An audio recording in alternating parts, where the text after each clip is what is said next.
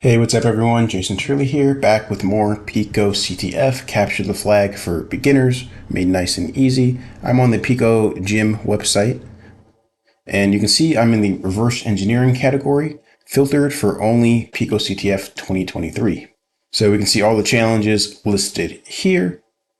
There's 9 of them for this year, 2023. Let's just get started on the first one and we'll work our way down chronologically. So clicking on Ready Gladiator 0, the description reads, can you make a Core Wars warrior that always loses, no ties? Additional details will be available after you launch your challenge instance.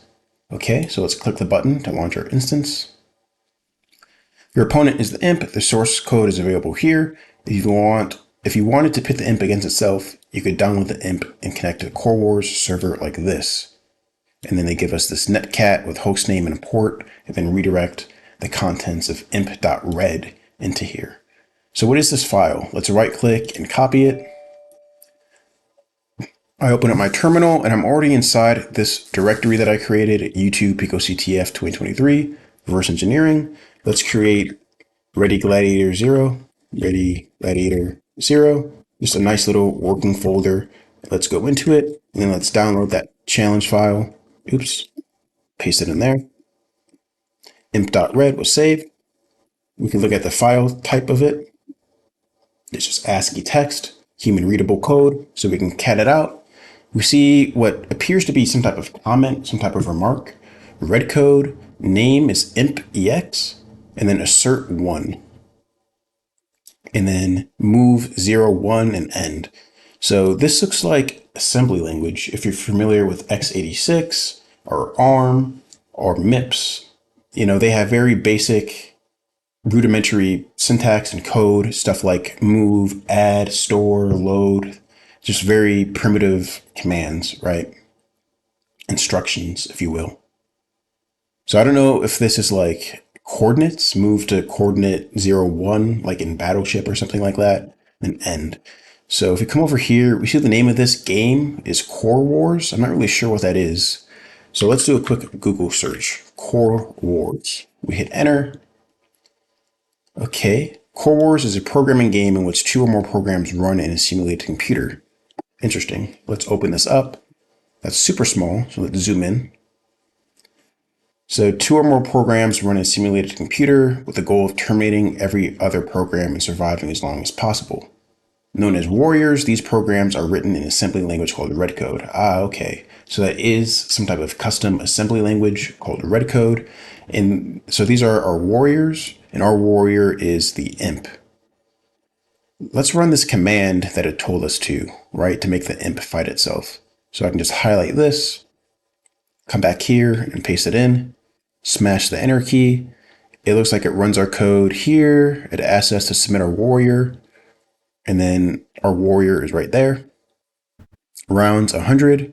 Warrior 1 has no wins, and neither does Warrior 2. So they tied 100 times.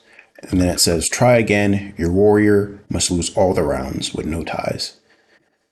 So we need to modify that assembly code. But it's not regular MIPS or x64 or ARM or anything like that. It's something called Redcode, something I've never heard of until this video. So let's look at this newcomer section. Right, so newcomers to the game can start by reading one of the tutorials. All right, let's open up the tutorial page. Oh, there's actually a lot of them. So this seems like a well-supported game or well-supported assembly language, I guess. So let's just control click and open up a few of these.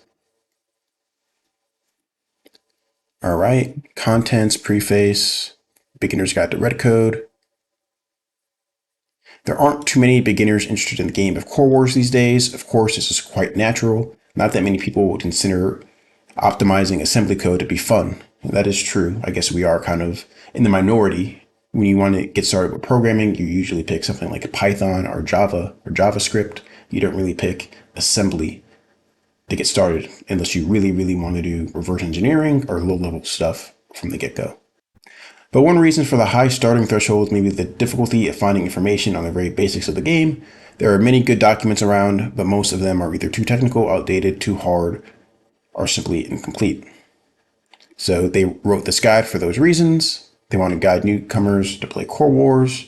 That's cool. Let's skim through. We can probably skip a lot of this. We know it's a programming game. We don't need to download any additional software because we're just running it inside this capture the flag instance. So we're good there. So if we scroll down here, we see starting with Redcode and we get the instruction set, right? The numbers of instructions in Redcode has grown with each new standard from the original of about 5 commands or 5 instructions to 18 or 19. So that's very small. I think most assembly languages have close to 100 at least. I'm not sure how many MIPS has because MIPS is a reduced instruction set. But yeah, 18 or 19 is very, very small. And this doesn't even include the new modifiers and addressing modes that allow literally hundreds of combinations. Luckily, we don't need to learn all the combos. It's enough to remember the instructions and how the modifiers change them. So here's a list of all the instructions using Redcode. Oh, so this is cool. It gives the name of all these instructions, and then in the parentheses, it tells us a little bit about them. So data kills the process. That's interesting because we want our imp, our warrior, to lose. So maybe if we use dat, like the data command, it'll just automatically lose.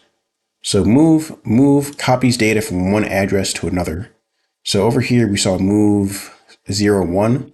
So I think that means move, it either means move 0 into address 1 or means move 1 into address 0. I'm not sure what the source and destination operand are. You have your basic arithmetic, add, subtract, multiply, divide, modulus, your conditional branches, right? Jump if 0, jump if not 0, decrement, split, compare. Okay. Oh, here we go, the imp, and it already has the move instruction that we saw earlier. So the truth is, the most important parts of Redcode are the easiest ones. Most of the basic warrior types were invented before the new instructions, and modes existed. The simplest and probably the first program is the imp by A.K. Dudney in 1984. Wow, that's a long time ago. So move 0, 1, that's it, just lousy move. What does this do? Move copies an instruction.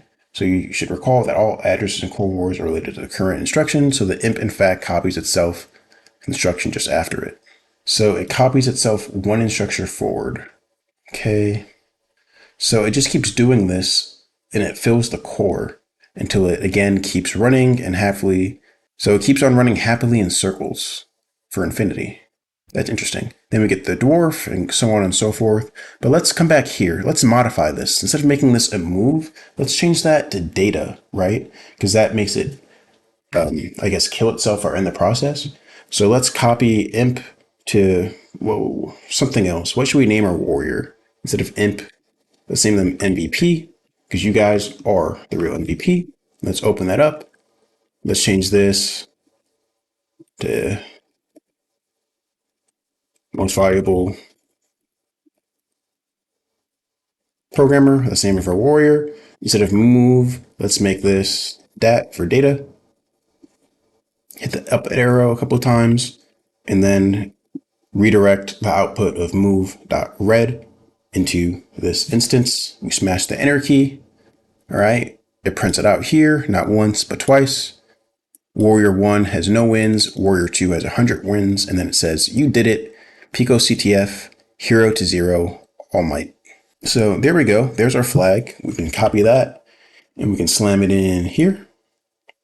So that's how you solve that challenge. There's probably endless ways to do it, but that's the quickest, neatest, simplest one, because as we see, this data command, it just ends the current process. So I guess it ends the process 100 times, and that's why we've lost 100 times. So this is cool. This is neat. I'm not sure if I'll actually download and play around with Core Wars. It seems like it has a really good fan base, a lot of support. But if you're trying to get into assembly, this is not a bad way to start whatsoever. So there you have it, guys. That's it for this video. I'll continue on these challenges and continue later videos. So as always, take it easy and see you guys in the next video.